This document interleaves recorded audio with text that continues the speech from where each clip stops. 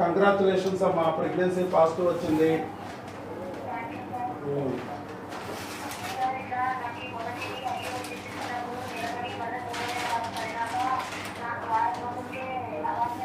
అవునమ్మా.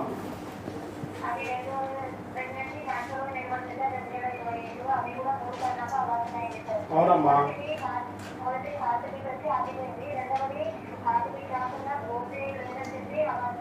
అవును, అబార్షన్లు అయినాయి, కంటిన్యూగా 2 సార్లు అయినాయి.